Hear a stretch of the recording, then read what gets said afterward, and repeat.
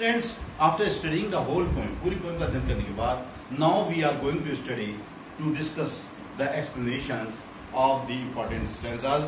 जो important stanzas हैं उनके explanation का हम अध्ययन करने जा रहे हैं. आइए देखते हैं कौन कौन से important explanations हैं इसके. आइए देखते हैं. आपके सामने रखा हुआ है.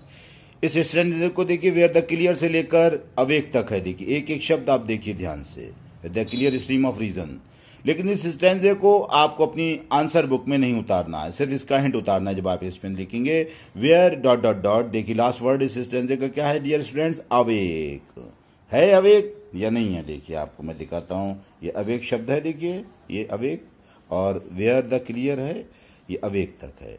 तो डियर स्टूडेंट, अभी आपने ये पूरी पोइम पढ़ी है, समझी है. अब इसका देखिए एक्सप्लेनेशन किस तरह लिखा जाएगा. पहले हिंट लिखेंगे where dot dot dot awake, फिर रेफरेंस लिखेंगे जैसा कि आप पहले लिखना सीख चुके हैं एक दो पोइम का. These lines have been taken, ये पंक्तियां ली गई हैं फ्रॉम दी पोइम कविता से जिसका नाम है माई हेवन. पोइम का नाम बोल्ड लेटर्स में और उसके प्रत्येक शब्द का पहला अक्षर कैपिटल बनाया जाएगा. कंपोज बाय, जो कि रचना की गई द्वारा आर एन टैगोर, रविंद्रनाथ टैगोर के द्वारा. इसके भी प्रत्येक शब्द का पहला अक्षर बड़ा बनेगा और ये बोल्ड लेटर्स में लिखा जाएगा.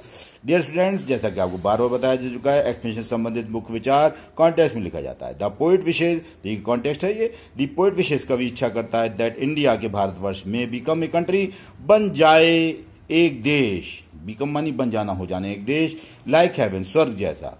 ही इज देयरफॉर, इसलिए वो डिस्क्राइबिंग, वर्णन करता है दी क्वालिटीज, गुणों का, ऑफ सच ए कंट्री, ऐसे देश के.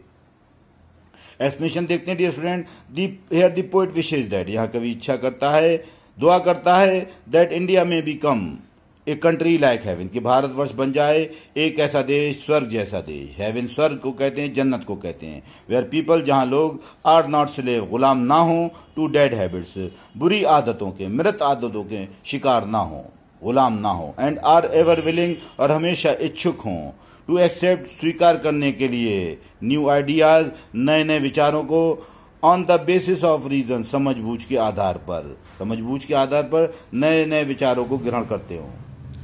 Under the inspiration of God, ईश्वर की प्रेरणा के द्वारा, प्रेरणा के अंतर्गत, द पीपल, लोग, ऑफ फ्री नेशन, स्वतंत्र राष्ट्र के, ऑफ इंडिया, भारत के स्वतंत्र राष्ट्र के, बी मस्ट बिकम, बन जाना चाहिए, डायनामिक मानी सक्रिय, लचीला, एंड प्रोग्रेसिव, और प्रगतिशील बन जाएं, डायनामिक और प्रोग्रेसिव बन जाएं, प्रगतिशील बन जाएं. एंड रिमेन, और रहें, इन ब्लिसफुल, खुशी से भरे हुए, कंडीशन दशा में, आनंदमयी दशा में, खुशी वाली दशा में, ऑफ फ्रीडम, आजादी की खुशी. ये क्वेश्चन के बाद अब आपको एक सवाल और इसमें से करने को आता है, वो है सेंट्रल आइडिया का. ये स्टूडेंट्स 3 पोएम दी होंगी, उनमें से किसी एक पोएम का सेंट्रल आइडिया आपको लिखना होगा, जिसके पहले जो थे 6 अंक थे, लेकिन अब उसके 7 अंक निर्धारित करे गए. आइए देखते हैं इसका सेंट्रल आइडिया आपके सामने प्रस्तुत है. इसको ध्यान से देखते हैं कैसे इसको लिखा गया है, कैसे लिखना है आपको एग्जाम में.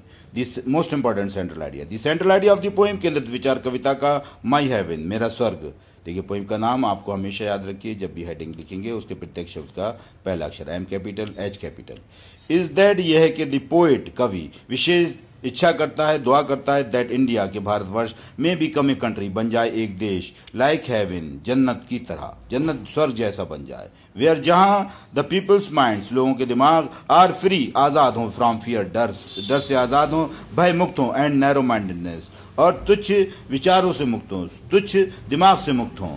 ड्यू टू कास्ट, जो नफरत होती है, तुच्छ दिमाग होते हैं, वो काय की वजह से होते हैं? जाति की वजह से. रिलीजन, धर्म की वजह से. एंड लैंग्वेज, और भाषा की वजह से. उनके अंदर जाति, धर्म और भाषा का भेदभाव ना हो. वेयर, जहां भारतवर्ष ऐसा देश हो जहां नॉलेज, ज्ञान इज, जहां ज्ञान जो है वो शेयर्ड फ्रीली, बांटा जाए फ्रीली, आजादी से, बाई आल, सभी के द्वारा. जहां ज्ञान निःशुल्क हो, जिस पर कोई शुल्क ना हो और कोई अंकुश भी ना हो. एंड वेयर, जहां द पीपल, लोग, आर लिबरल, आजाद हों, स्वतंत्र हों, एंड दे स्ट्राइव, और कोशिश करते हों, आफ्टर परफेक्शन, शुद्धता की, सुधार की, इन लाइफ, जीवन में, अंडर गॉड्स गाइडेंस, खुदा के मार्गदर्शन के अंतर्गत.